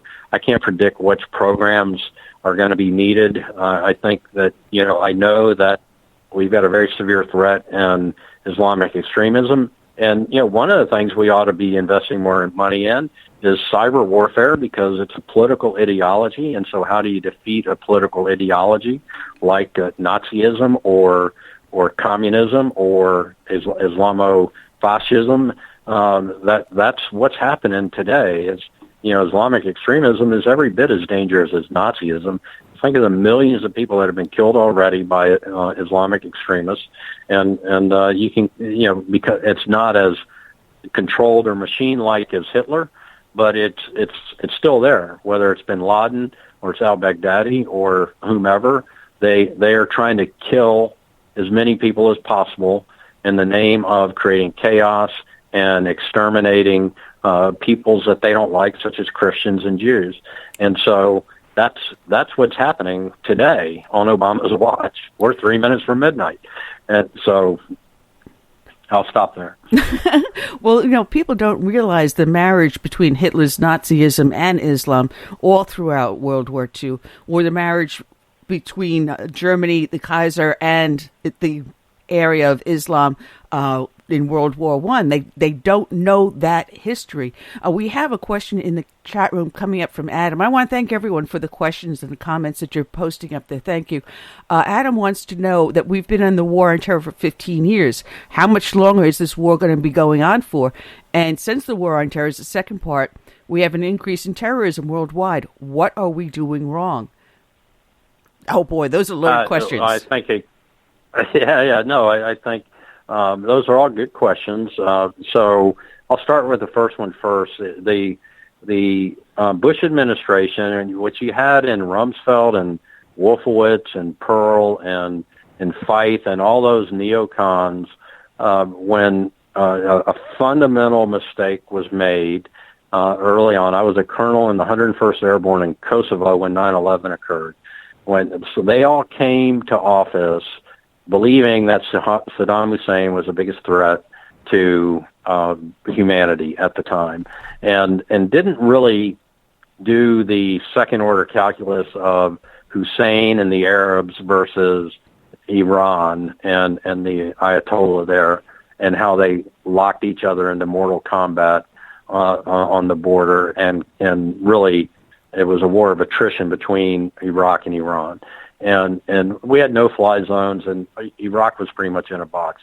9/11 happens, and so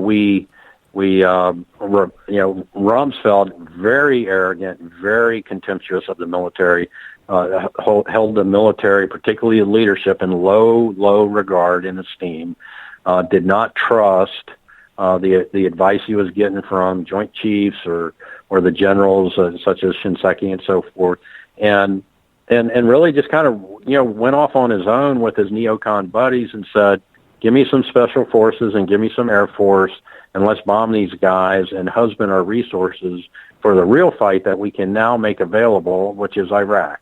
And so we never did Afghanistan properly.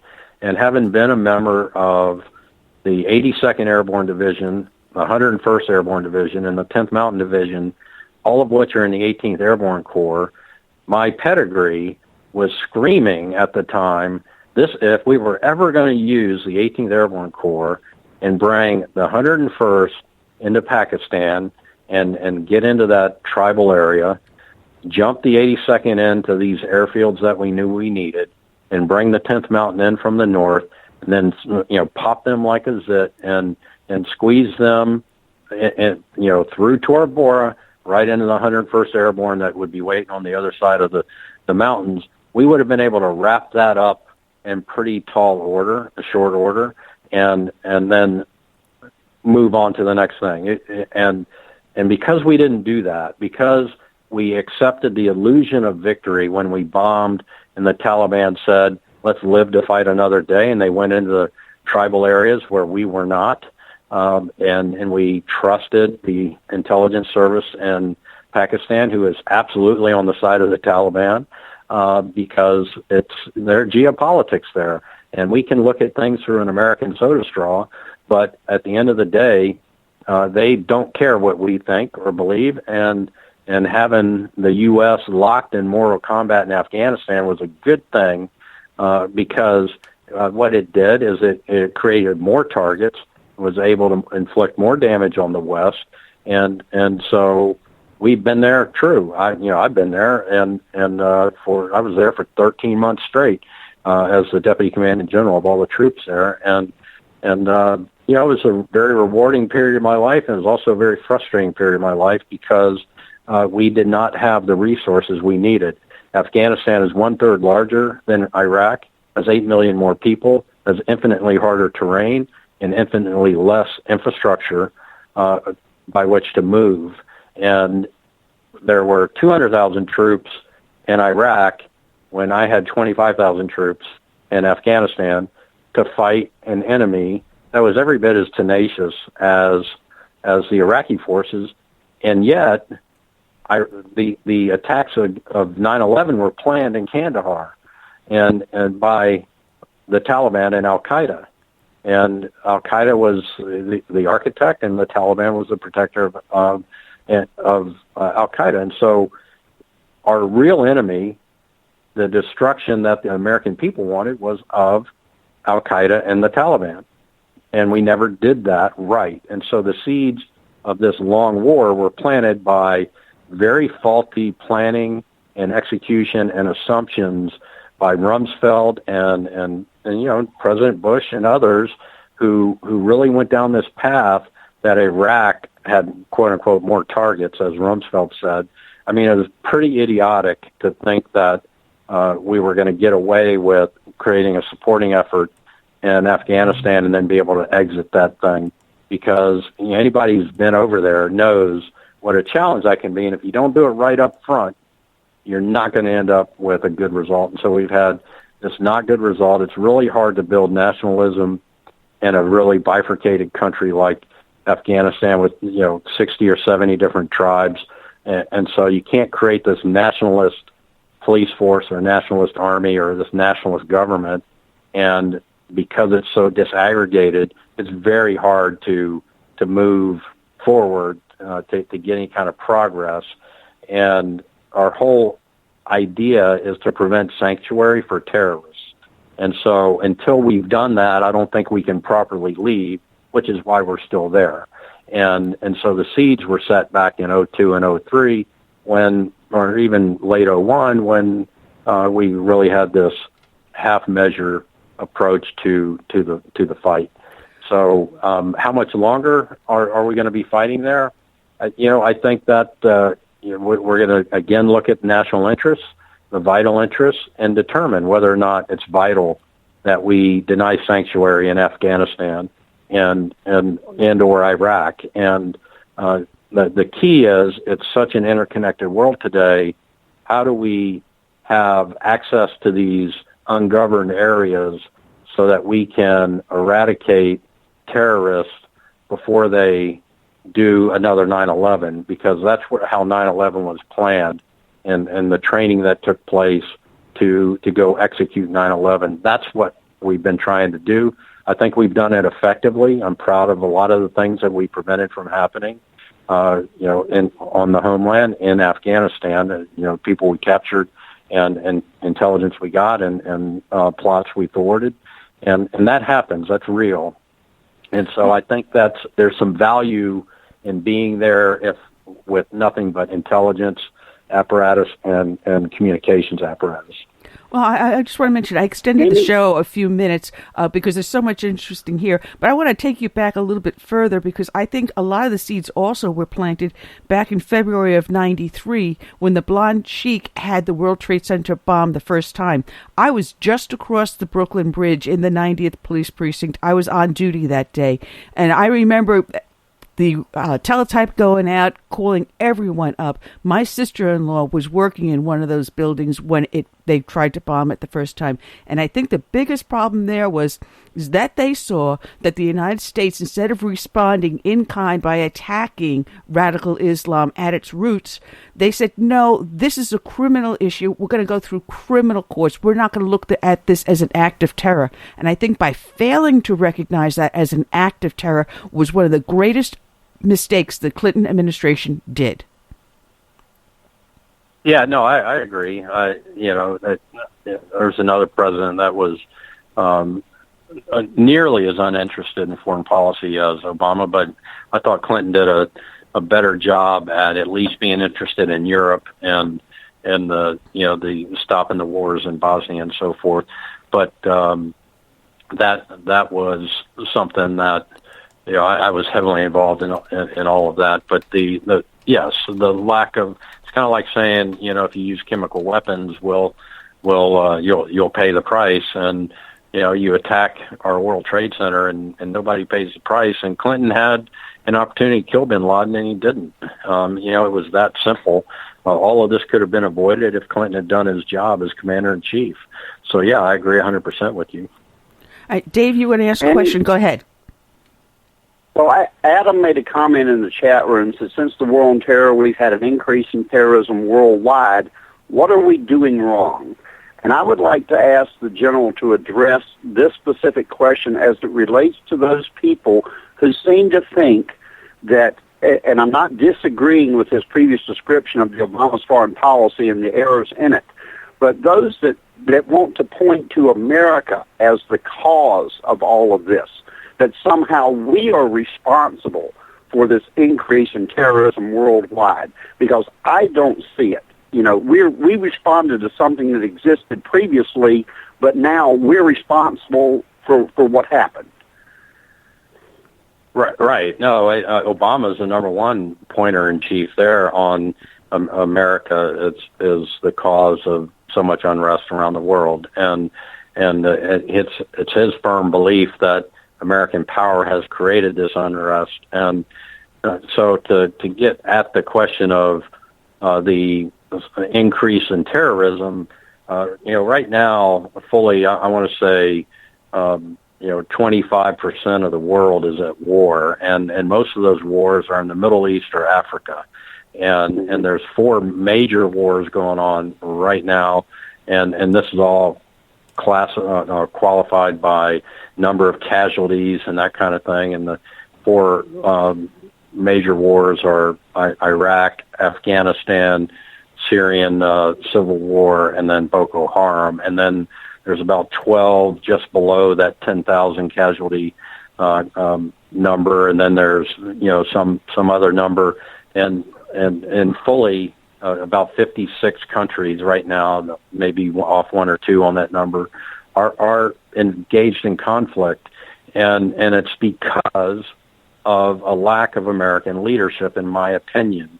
It's because we don't leverage all of our elements of national power, whether that's political, geopolitical, economic, informational, diplomatic, military.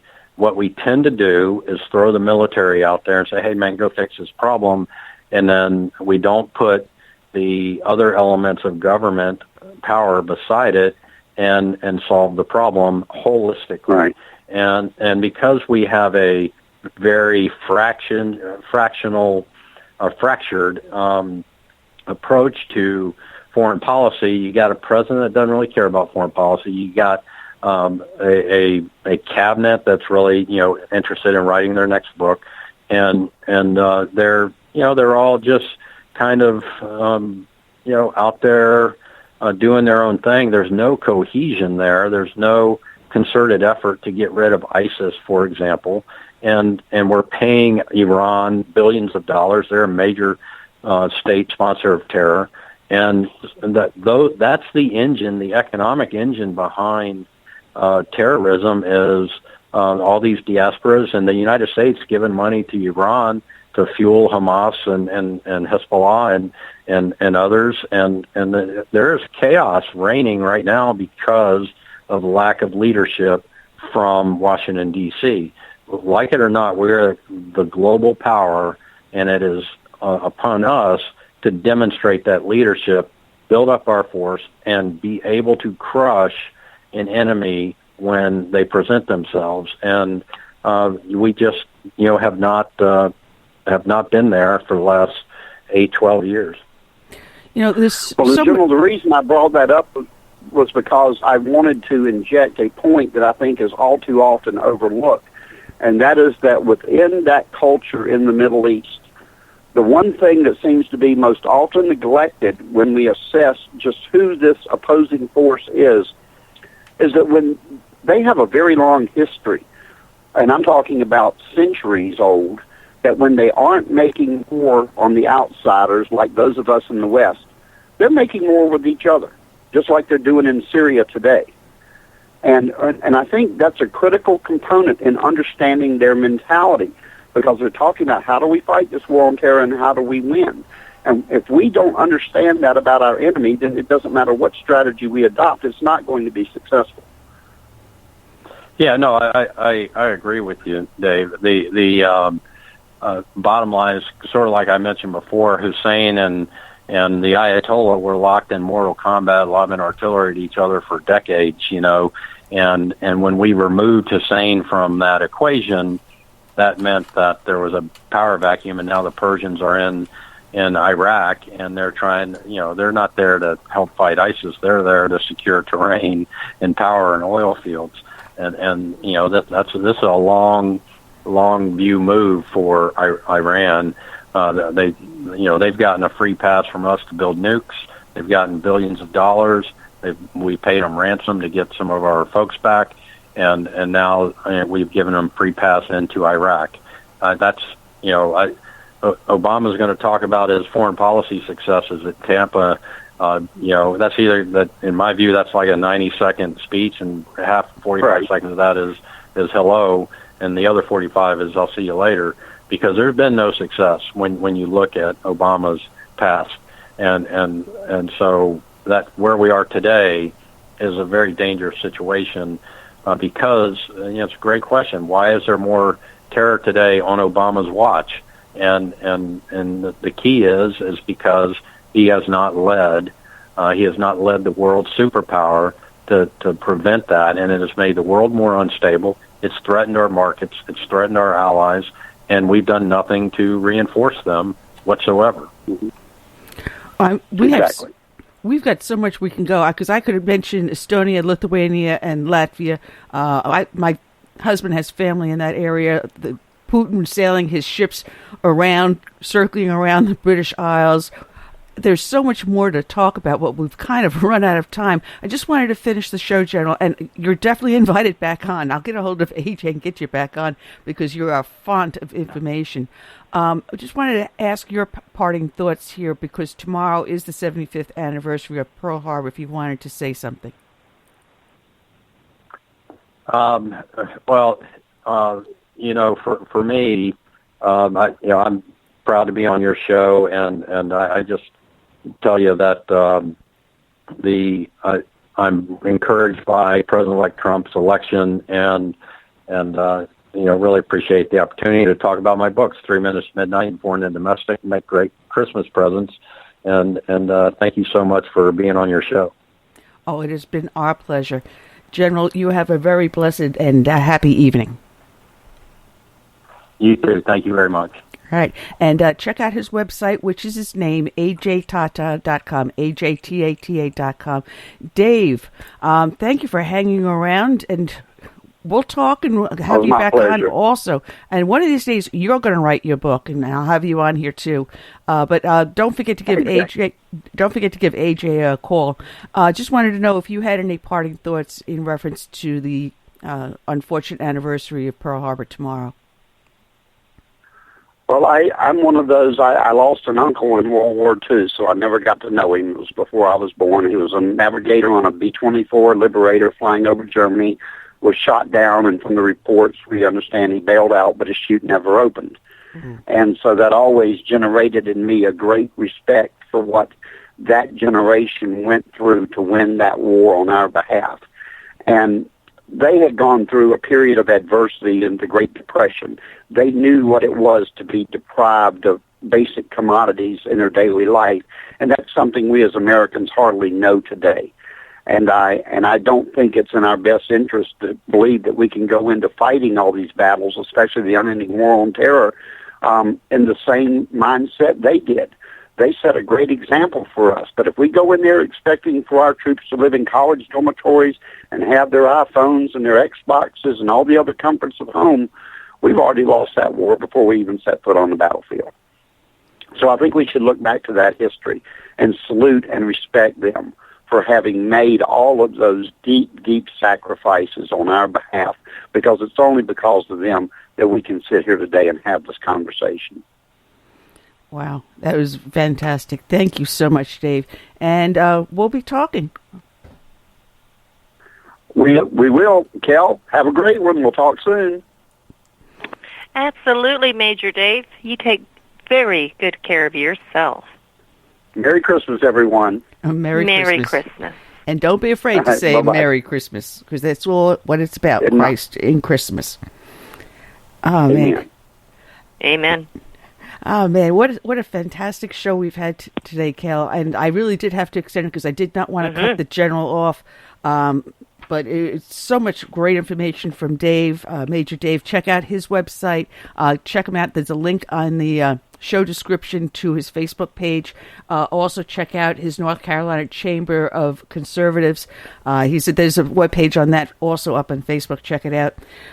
But in a parting thought, I just wanted to mention tomorrow is the 75th anniversary of Pearl Harbor, and there are only just 6 men left from the Arizona that are alive, and tomorrow they will be in Pearl Harbor for the ceremony, and it is Fire Controlman 3rd Class Lauren Bruner, Coxswain Raymond Harry, Quartermaster 3rd Class Lou Conter, Coxswain Ken Potts, Seaman 1st Class Donald Stratton, and Seaman 1st Class Lonnie Cook. These are the 6 remaining survivors of the Arizona. And the myth goes that there are drops of oil that are still leaking out of the Arizona. And they say when the very last survivor of the Arizona passes away, the oil will cease to leak and float to the surface. May I pray that it may be years from now, but to think about what these men went through, and of the 2,300 people that were killed that day, and close to 1,200 were injured, and the age that it brought our nation, that I ask that every one of you think back to all the liberties and freedoms they fought for, and say a prayer for these brave men. And with that, Kel, I guess that's all I have to say today. It was a really good show, Annie. I was enthralled listening to Major Dave and listening to General Tata. What a fantastic show. What can I say? It went way too fast. Absolutely, absolutely. And today we're going to close the show out with a different song in honor of the American heart, which is what we saw on the day of Pearl Harbor. This is by John Kahn, American Heart. So I say to everyone, good night and God bless. And Kel, before I finally sign off, you do have a show on tonight, correct? Oh, I do, yeah. I'm over there at Global Patriot Radio and American Patriot Radio, heard right here on Blog Talk Radio tonight at 6 o'clock. I am IAW, Infidels Are Watching, and Carrie Baxter Donovan is joining me tonight. And it's a girl fest today, Annie. All the ladies are unleashed today. Well, Kel, I'll try to swing over there. That's normally when I sit down to dinner, but I'll try to pop in anyway. I'll talk to you later, Kel. Love you. Thank you for covering for Curtis here. So once again, good night and God bless. And this is American Heart by John Kahn. Until then. I'm American made. I got American heart. I got American faith in America's heart. They say our reputation needs a new coat of paint and a delicate melody. But I say I like the bruises, 'cause the melody don't mean a thing if we don't have the strength to sing. And I won't be made to ever feel ashamed that I'm American made. I got American heart. I got American faith in America's heart. Go on, raise the flag. I got stars in my eyes. I'm in love with her, and I won't apologize.